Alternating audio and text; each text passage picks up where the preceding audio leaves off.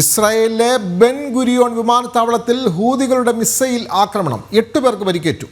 ആക്രമണത്തിന്റെ പശ്ചാത്തലത്തിൽ ഡൽഹിയിൽ നിന്ന് ടെൽ-അവീവിലേക്കുള്ള എയർ ഇന്ത്യ വിമാനം വഴിതിരിച്ചുവിട്ടു. അബുദാബി വഴിയാണ് വിമാനം തിരിച്ചുവിട്ടത്.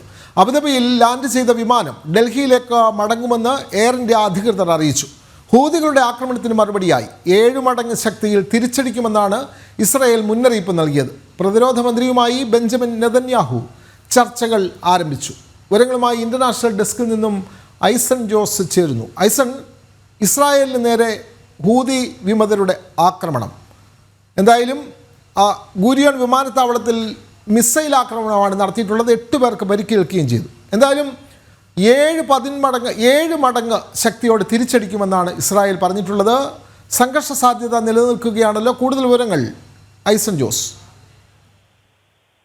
തീർച്ചയായും ശക്തമായൊരു തിരിച്ചടിക്ക് തയ്യാറായിരിക്കുകയാണ് ഇസ്രായേൽ എന്ന വളരെ കൃത്യമായ ഒരു സന്ദേശം തന്നെയാണ് ഇസ്രായേൽ പ്രതിരോധ മന്ത്രി ഇസ്രായേൽ കാട്സ് ഇപ്പോൾ അറിയിച്ചിരിക്കുന്നത്. നമുക്കറിയാവുന്നതാണ്, നേരത്തെ പലതവണ സൂചിപ്പിച്ചതുപോലെ അതിശക്തമായ മിസൈൽ ആക്രമണമാണ് നടന്നത് എന്നാണ് മനസ്സിലാക്കാൻ സാധിക്കുന്നത്. പക്ഷേ ഇസ്രായേലിന്റെ പ്രതിരോധ സംവിധാനങ്ങളൊക്കെ ശക്തമായതുകൊണ്ട് തന്നെ വലിയ ആൾനാശമില്ലാതെ പ്രശ്നം പരിഹരിക്കാൻ സാധിച്ചു എന്നൊരു അവസ്ഥ നിലനിൽക്കുന്നതിനാലാണ് ഇതിലും വലിയൊരു കാഷ്വാലിറ്റികൾ ഉണ്ടാകാതിരിക്കുകയും വലിയ രീതിയിലുള്ള അപകടം ആയി മാറാതിരിക്കുകയും ചെയ്തത്. എങ്കിലും 8 പേർക്ക് പരിക്കേറ്റിട്ടുണ്ട് എന്നാണ് അറിയാൻ സാധിക്കുന്നത്. ഇത്തരത്തിലൊരു മിസൈൽ ആക്രമണ സാധ്യത നേരത്തെ സൂചിപ്പിക്കപ്പെട്ടതിന്റെ അടിസ്ഥാനത്തിൽ വിമാനത്താവളം അല്പനേരം അടച്ചിടേണ്ട ഒരു സാഹചര്യം ഉണ്ടായി. അതുപോലെ തന്നെ ഭാരതത്തിൽ നിന്നും ഡൽഹിയിൽ നിന്ന് ടെലവിലേക്ക് പുറപ്പെട്ട എയർ ഇന്ത്യ വിമാനം അബുദാബിയിലേക്ക് വഴിതിരിച്ചു വിട്ടു. ജോർദാൻ കടലിന് മുകളിലൂടെ പറക്കുന്ന വേളയിലാണ് ഇത്തരത്തിലൊരു ആക്രമണം ഉണ്ടായതും അടിയന്തരമായി വഴിതിരിച്ചു വിടുന്നതിനുള്ള നിർദ്ദേശം നൽകിയതും. തുടർന്ന് ഡൽഹി ടെലവീവ് യാത്ര ഷെഡ്യൂൾ തന്നെ ക്യാൻസൽ ചെയ്തിട്ടുണ്ട്. അത് തിരിച്ചു വരികയാണ് വിമാനം എന്നാണ്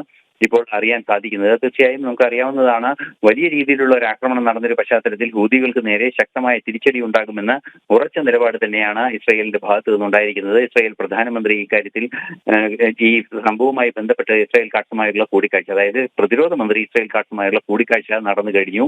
അല്പസമയത്തിനകം പ്രതിരോധ ക്യാബിനറ്റിന്റെ കൂടി അല്ലെങ്കിൽ സുരക്ഷാ ക്യാബിനറ്റിന്റെ കൂടി യോഗം ചേരുമെന്നാണ് അറിയാൻ സാധിക്കുന്നത്. ഈ യോഗം ചേർന്നതിന് ശേഷം ഒരുപക്ഷെ ഇന്ന് രാത്രി തന്നെ അതിശക്തമായ ഒരു തിരിച്ചടി, ഇന്ന് രാത്രി യോഗം ചേരുന്ന 9 മണിയോടുകൂടി, ഇന്ന് ഇന്ത്യൻ സമയം 9 മണിയോടുകൂടി യോഗം നടന്ന് വൈകാതെ തന്നെ ശക്തമായ ഒരു റിയാക്ഷൻ ഉണ്ടാകുമെന്നൊരു സൂചന തന്നെയാണ് ഇപ്പോൾ ഉണ്ടായിക്കൊണ്ടിരിക്കുന്നത്. ശക്തമായ തിരിച്ചടി ഹൂതികൾക്ക് നേരെ ഉണ്ടാകുമെന്ന് അറിയിക്കുകയും ചെയ്യുന്നുണ്ട്. നമുക്ക് അറിയാവുന്നതാണ്, നേരത്തെ അമേരിക്ക വലിയ തോതിലുള്ള ഒരു ആക്രമണം ഹൂതികൾക്കെതിരെ നടത്തിയിരുന്നു. ശക്തമായ ഒരു ആക്രമണം തന്നെയാണ് അമേരിക്ക ഹൂതികൾക്കെതിരെ നടത്തിയത്.